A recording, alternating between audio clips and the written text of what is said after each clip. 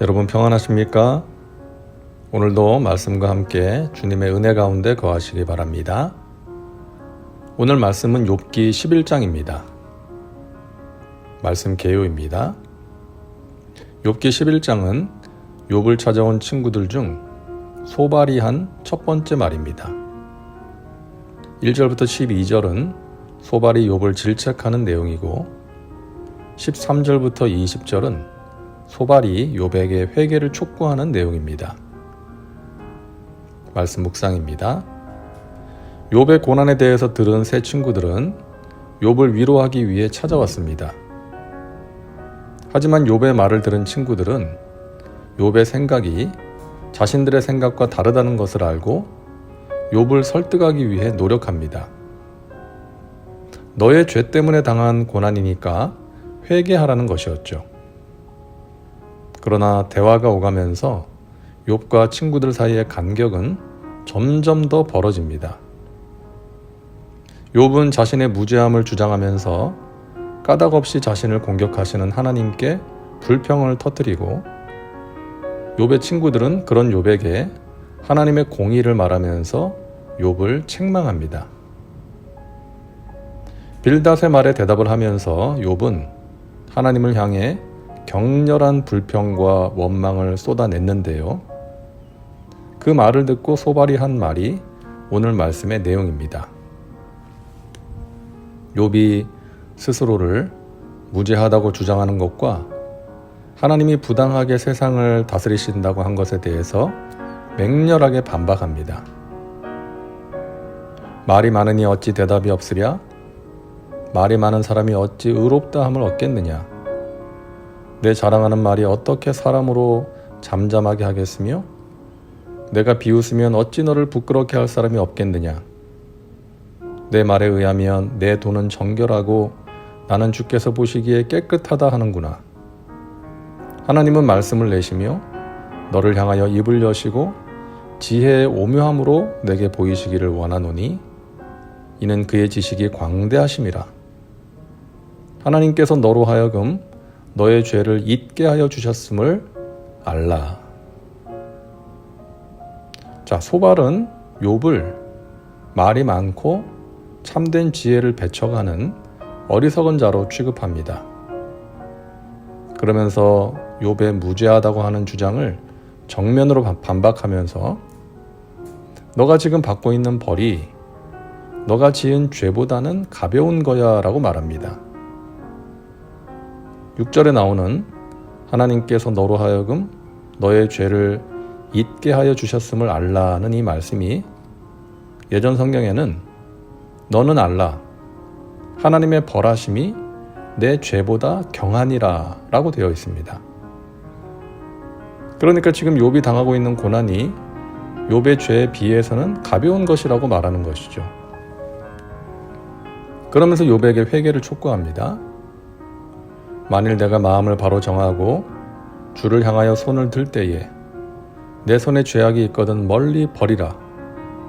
불의가 내 장막에 있지 못하게 하라. 그리하면 내가 반드시 흠 없는 얼굴을 들게 되고 굳게 서서 두려움이 없으리니. 욥의 세 친구들은 하나같이 인과응보의 교리에 따라 욥을 정죄하고 회개할 것을 촉구합니다. 판에 박힌 교리, 이론을 가지고 욥을 설득하려고 했던 것이죠. 그러니 욥의 마음은 더욱 답답했고 친구들과 대화가 제대로 될 수가 없었던 것입니다. 예나 지금이나 사람의 마음을 만져주고 치유의 길로 인도하는 대화가 필요합니다. 그것이 상담이죠. 특히 우리가 살고 있는 이 세상은 과학기술이 놀랍게 발전한 세상이지만 사람들의 마음은 불안과 두려움, 외로움 속에서 황폐해져 가고 있습니다. 우울함과 무기력을 호소하는 사람들이 많고 각종 정서적인 장애를 겪고 있는 사람들이 많습니다. 이런 시대에 사람들의 마음을 만져주고 신앙적으로 이끌어줄 수 있는 상담이 필요한 것이죠. 욥의 세 친구들은 일종의 상담자라고 할 수 있습니다.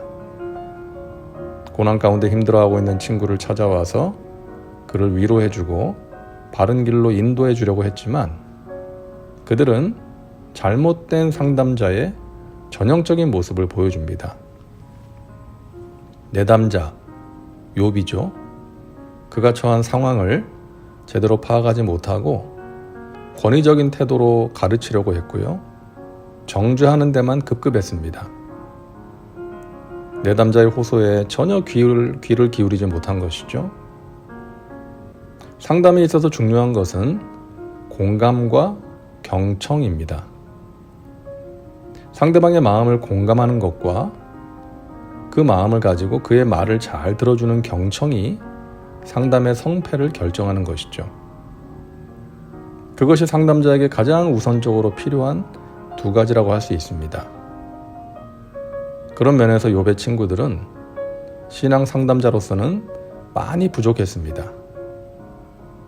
욥에게 많은 조언과 충고를 했지만 육체적인 고통과 심리적인 갈등 그리고 신앙적인 시험을 겪고 있는 욥에게 조금도 도움을 주지 못한 무능한 상담자였던 것이죠.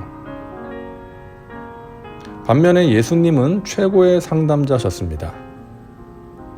요한복음 4장에 나오는 사마리아 여인과의 대화를 보세요. 예수님은 그녀의 모든 것을 알고 계셨지만 그녀를 정죄하거나 책망하지 않으셨습니다. 자연스러운 대화를 위해서 물을 달라고 하셨고 물을 소재로 대화를 이끌어 가셨죠. 그러면서 그 여인의 문제를 직접적으로 노출시키지 않고 간접적으로 지적하시면서 스스로 문제를 인식하도록 하셨습니다. 그리고 영원히 목마르지 않는 생수를 말씀하시면서 문제 해결과 구원의 기회를 제공하셨던 것이죠. 예수님은 인격적으로나 신앙적으로 최고의 상담자의 모습을 보여주셨습니다. 우리도 예수님을 본받아서 우리 주위에 있는 고통받고 있는 사람들을 치유와 회복의 길로 인도할 수 있어야겠습니다. 다음은 말씀 적용입니다. 오늘 말씀을 통해 당신에게 주시는 메시지는 무엇입니까? 당신 자신과 삶에 구체적으로 적용하시기 바랍니다. 이제 기도합니다. 사랑과 은혜가 풍성하신 하나님, 오늘도 말씀과 함께 살게 하시니 감사합니다. 우리가 하나님의 자녀로서 의롭게 살려고 노력하지만 죄 가운데 빠질 때가 있고 또 원치 않는 고난을 만날 때가 있습니다. 그럴 때 우리 자신을 보고 우리에게 있는 문제를 보며 낙심 가운데 빠져있지 말게 하시고 믿음의 눈을 들어 하나님을 볼 수 있도록 우리를 붙들어 주옵소서. 우리 연약함을 도우시는 성령님의 도우심과 능력으로 어려움을 이기고 마침내 승리하게 하여 주옵소서.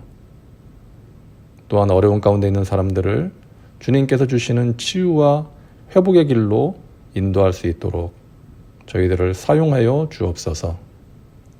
예수님의 이름으로 기도하옵나이다. 아멘. 오늘도 말씀과 함께 은혜 가운데 거하시기 바랍니다. 여러분 사랑하고 축복합니다.